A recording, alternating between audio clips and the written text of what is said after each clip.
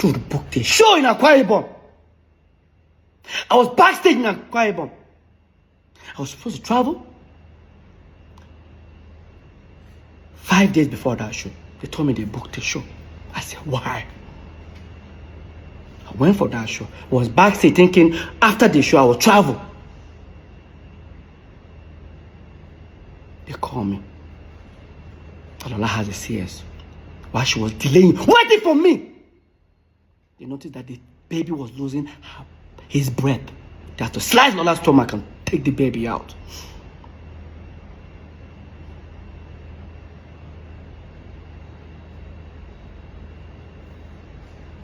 Fast forward. When I was talking to George, that's the family friend, I was started telling him the story of what happened in the house.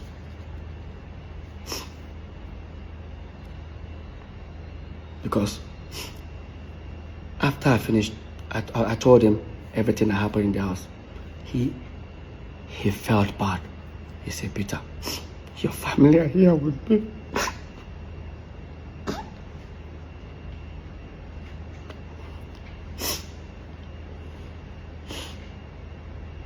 I said, can I talk to them? I said, yeah. I came in the phone, I asked Lola, how's everything? She started crying, and I told her, the next best thing I needed to do was to send them money. How am I going to send them money? Because the same money, I'm going to ask for it.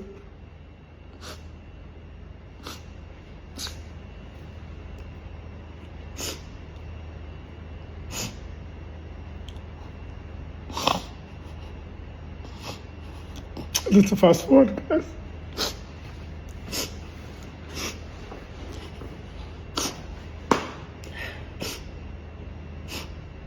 I did everything for them to get back home. While I was doing all that, our mom was still around. My mom felt my pain. And she said, don't worry. Because when I was telling her about everything, she now said, I said, Mom, look at it this way. You felt you told me a good news that the child is my child. But see how everybody left. She now said, no problem. I'll talk to your brothers. They will apologize to you. I said, no problem. My mom went back to Jos. And when my mom went back to Jos, after like a week, she called me. She asked me, have they apologized? I said, only the first son, our firstborn, has apologized. She said, don't worry, they're all going to apologize. After like a few weeks again, Henry apologized. Except Paul and Jude.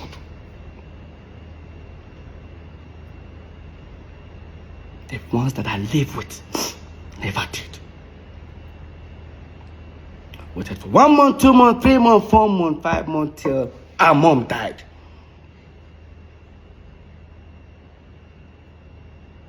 The apology was never made, and my mom told them to do it.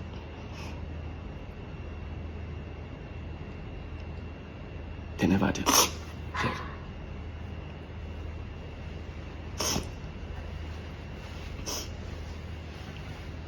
You know, sometimes when I hear our mom never liked Lola, I say my brothers have forgotten so soon. Our mom was sick. In Jos, we flew her all the way Lagos. During the period our mom was sick, we took her to St. Nicholas Hospital. St. Nicholas Hospital is on the island. We live on the mainland. Our mom was admitted in our hospital, and 4 of my mom's pastors were around all the way from Jos. Guess where they were staying? Lola's house. Lola's house.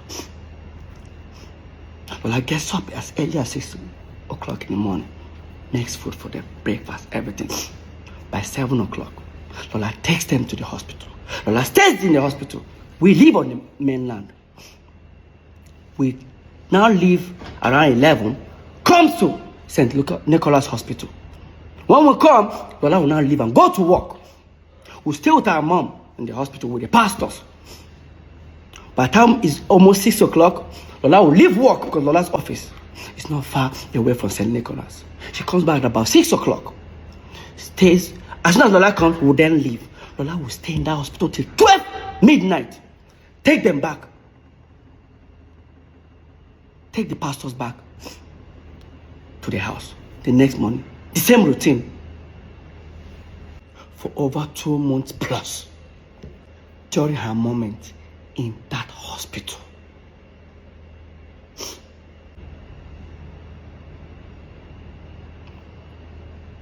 They have to create a narrative that Lola and my mom never had a relationship. Before even Lola, before I got married to her, Lola, my mom was already addressing Lola as our wife. It's sad that Jude is using Paul as a tool for his evil games. They say Jude sold his car to bring psquare. Jude did a lot for peace. He produced it. Hey, guys, let's be honest. What produced what? All psquare albums were produced by me and Paul. I have to even say Paul.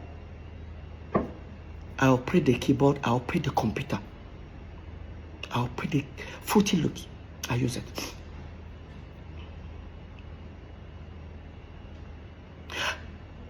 Did Jude contribute in psquare? Yes, after we turned psquare, after we were famous. But not as people say it. They say Jude shoots psquare's videos. Because they put directed by. Really? Since psquare broke up, how many videos has Jude and G's shot directed by? Even when we are at psquare, some of them you see Jude Okoye / Clarence Peters.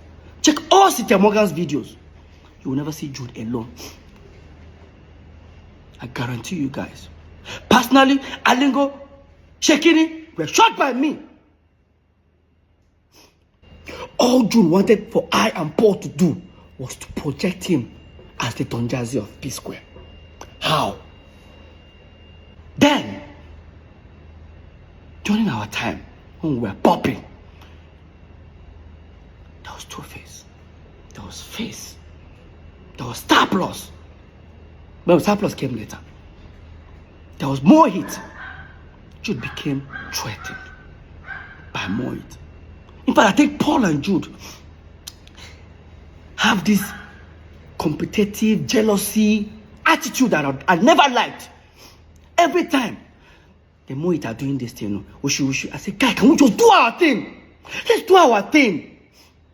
We are unique in our own ways.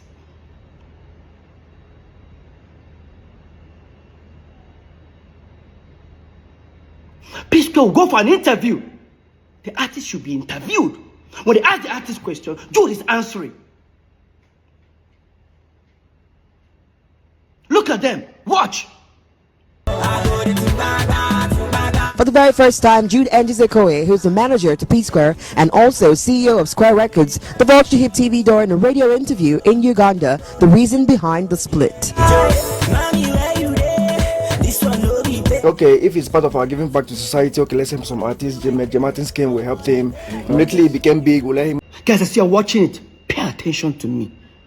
How I was looking at him, knowing the fact that he was just lying. If it's part of our giving back to society, okay, let's help some artists. J Martins came, we helped him. Immediately he became big, we let him go to be independent. The same thing to Bracket. But Medi's own was different.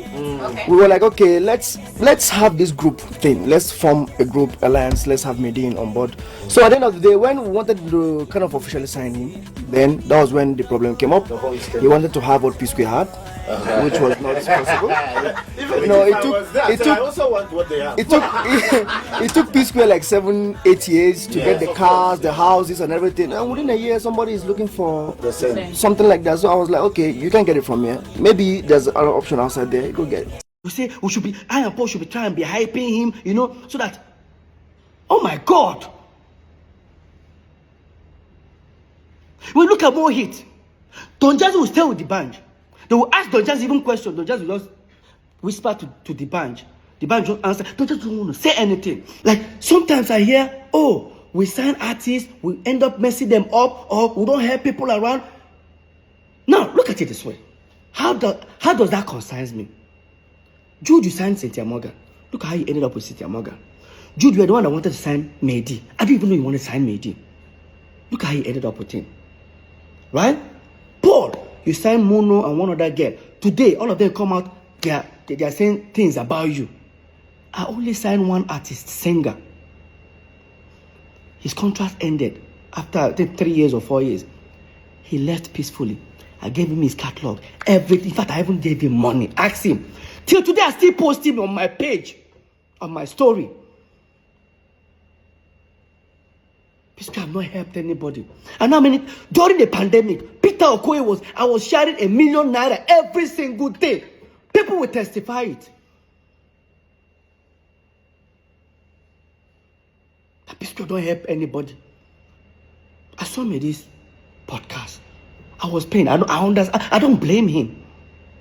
To be honest with you, I've been to so many competitions in my life at a tender age. I got used to learning to celebrate others. If you're doubting me, watch this video where I lost Mr. Campos in University of Abuja. But hear me, celebrating with the guy that won. I was first runner up. Watch.